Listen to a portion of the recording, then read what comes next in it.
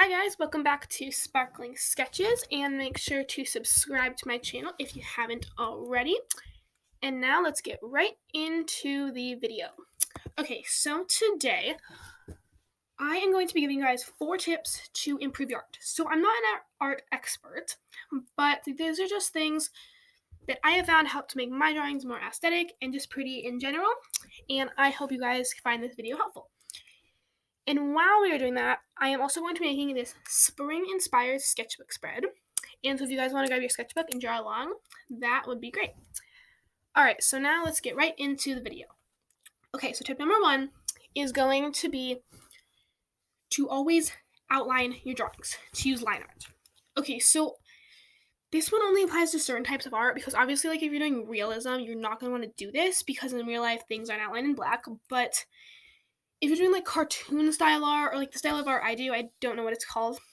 And if you're like, especially making marker drawings, it's just really good to do this because it just makes everything neater and just like more clean and just like better.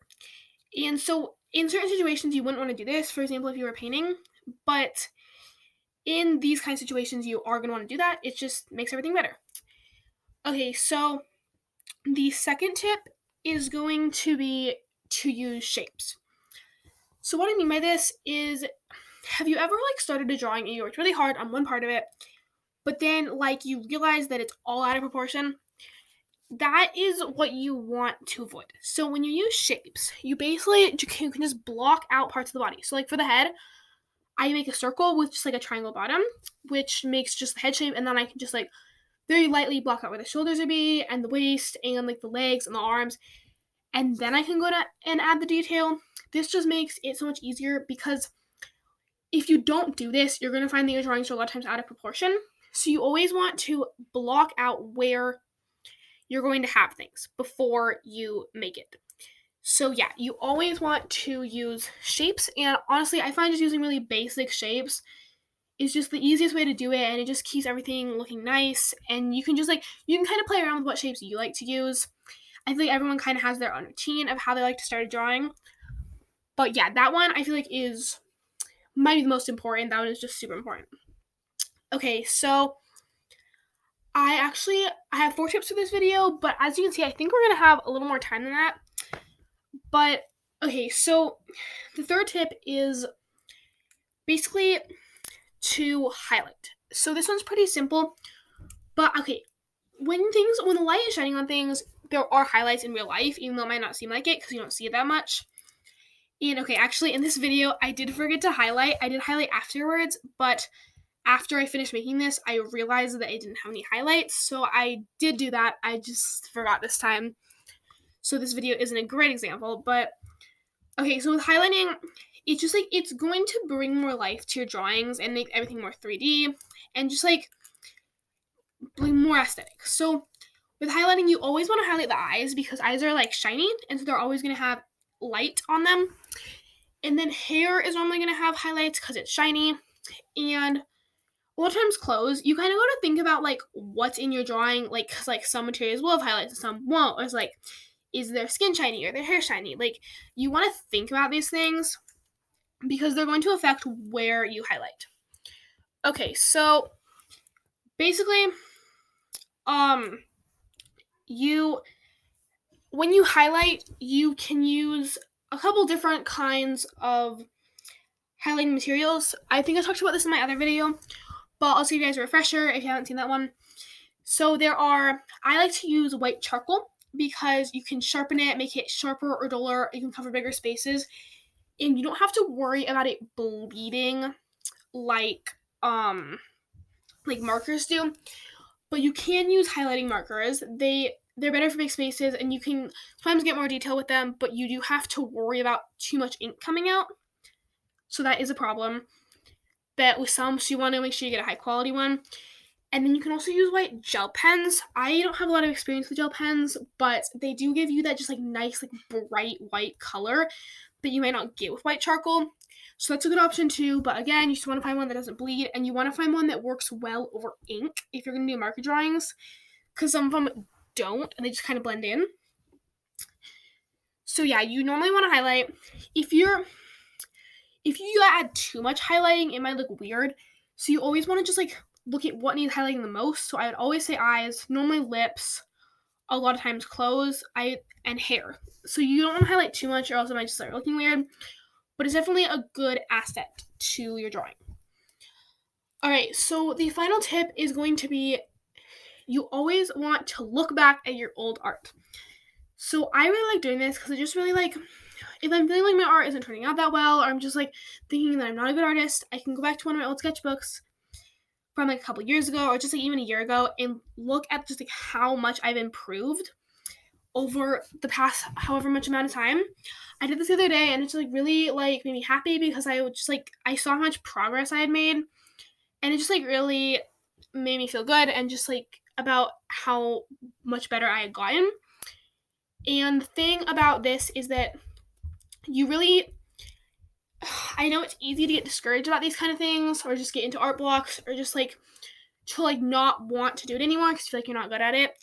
But this is so important. You can even, I like doing this and I think I have made a video on it where you take one of your old pieces you made, maybe like a person you drew or like a scene, and you like redo it. And this just like I really like doing this because then I can just like compare them side by side and like look at just like how much better I've gotten. And it just like really like makes you want to keep going. So yeah, I would say you should always look back at your old art and I would really encourage you to try to like redo one of your old art pieces. I think I did my old like supermodel drawing from like 5th or 6th grade. I did make a short out of that. You can look at that if you want to. And especially one that you like did just like maybe like in black and white, you can just like go back and you can like redraw it, color it, and just like look at that. And then you can just like whenever you're feeling like insecure about your art, you can always just go back and do that. And I really find that because like I watch other artists on YouTube and it's just really easy to just like get like just like feel like you're not good enough. You should never compare your art, but like I know it's really hard not to. So yeah, I always want to say like don't compare yourself, but like I compare myself all the time because it's just like natural to want to do that and it's just something we all do. But yes, it is not a good thing and you want to try to avoid that. But like I'm a hypocrite. So anyway, so those are my 4 tips. And I'm not an expert on any of this stuff, but I have found that these things really help me when I'm drawing and they just like because like drawing's good on its own, but you want to find these little things that you can do that can help just so much. And like if you look at my art, it's definitely not perfect, but I have improved a lot over the past few years. And honestly, that's why I started making a YouTube channel because I feel like I finally could like show my art to other people because I wasn't super insecure about it anymore. But yeah, and like you should, another tip, this isn't part of the video, this isn't part of like my tips, but you should always just like remember that like it's for yourself and it's not for other people because I feel like a lot of people get so caught up in just like wanting to show their art to the world and like, showing everything to the world and not really thinking about like how it makes them feel and if they actually like doing it. And like I try to always remind myself of this because sometimes I will just post something and then I'll be like, oh, it's not as good as this person's. But you have to remember like why you started doing it in the first place, which was probably because you liked it. And you should always like try to just like go back to that and do things because you like them, because if you don't like what you're doing, then chances are that other people aren't going to like it either.